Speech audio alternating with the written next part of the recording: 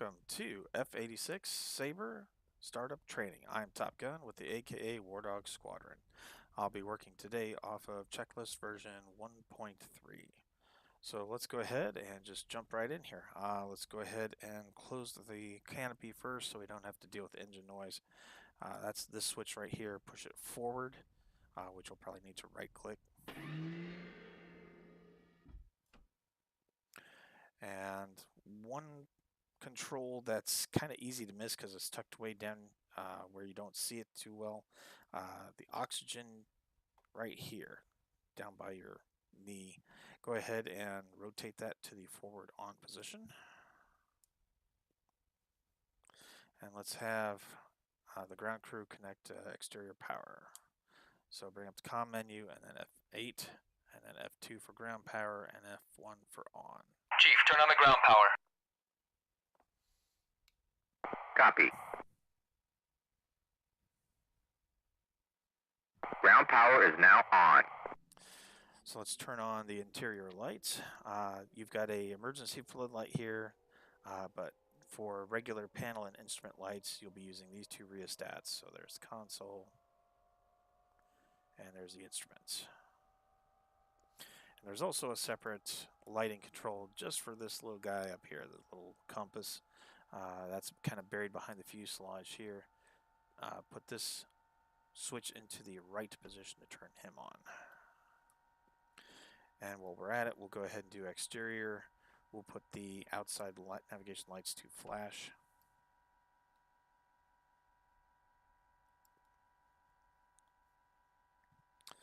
Let's go ahead and set our IFF to standby.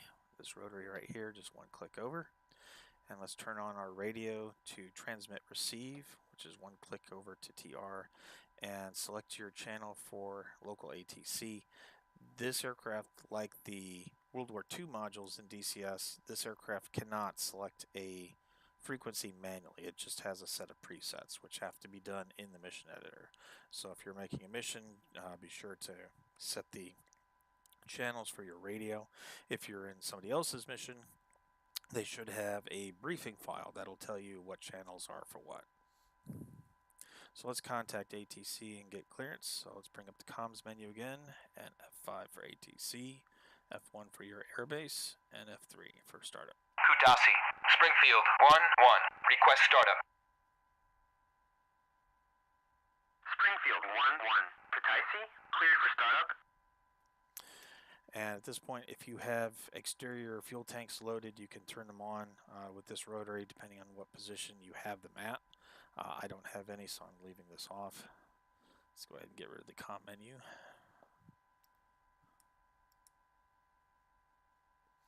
Make sure the throttle is in the full off position. And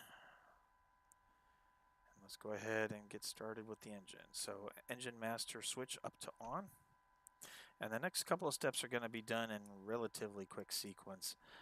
You'll probably want a key or switch bound to the home key, which is the control that puts the throttle out of the off position and over the idle detent and into idle. You'll need to hit that switch twice during the startup sequence, so it's kind of easier to have that key bound to something.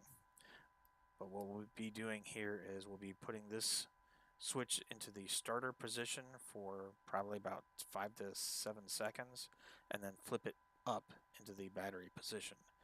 And we'll be hitting the throttle position once to get over the idle detents and a second time to get to idle. So here we go.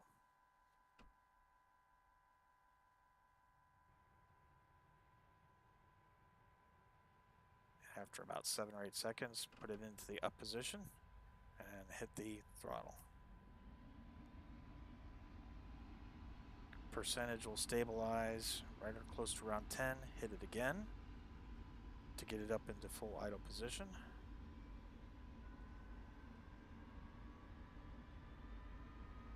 And there you go.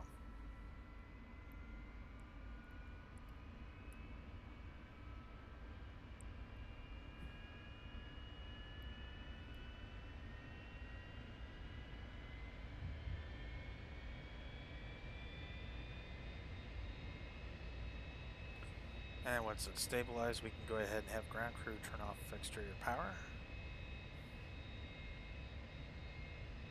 Chief, turn off the ground power. Copy. Ground power is now off. Okay, go ahead and hit your flight controls reset switch. So a left click. Set your flaps to takeoff position. Generally, if you're light, you probably won't even need any at all. If you're a little heavy, you could probably put a little bit in there. You can set the flaps to whatever intermediate position you need to just by pressing and then letting off on the switch. I've got mine keybound. I would suggest you do the same, but the flaps control is right here. One thing to note, I'll go to the exterior here for a moment.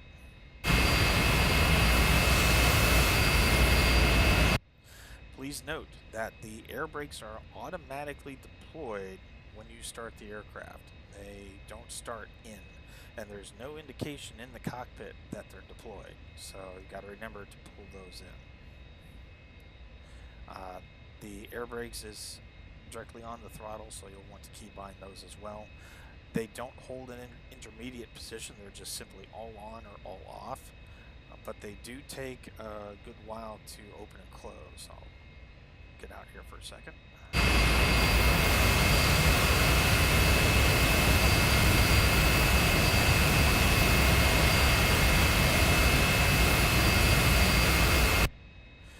So as you can see, it takes a good 2-3 seconds to fully deploy, and it takes a good probably 7 or 8 seconds for the air brakes to be pulled back in. So you just have to hit the button. You don't have to hold it, but just bear in mind that it will take a good 7 or 8 seconds to reel those in. But just make sure you don't skip that step because you don't want those deployed on takeoff. So let's go ahead and switch the exterior lights up to the steady position. So right click on it twice. And let's turn on the taxi position, the taxi lights. So we'll extend those to the on position.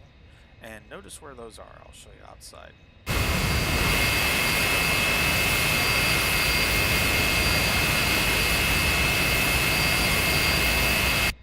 See those little lights that came down just underneath the nose, and it took them a good 10-15 seconds to come down, and it also takes about that long, if not longer, to reel them back in. So since they're kind of extending out to the slipstream like that, you definitely don't want to have those extended when you're trying to go into cruise or max throttle flight. So be sure to remember to turn those off and pull those back in after you've taken off. Let's go ahead and turn on the pitot heat. That's kind of hidden behind the fuselage right here. So forward to on. And at this point, you're pretty much ready to go. There will be a few more cleanup things to do once you've gotten up into the air, as far as turning on the gun sight and things of that nature. But at this point, you're ready to contact ATC for taxi and takeoff clearance. Once they've given you the barometric pressure for this airfield, you can go ahead and adjust the barometric, put it down to 0 with this knob in the lower left.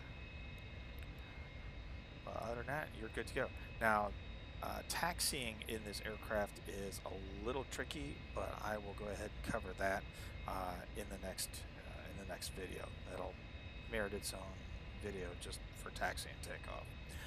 As always, if you have any questions, please feel free to contact me. I hope this has been helpful. Thank you.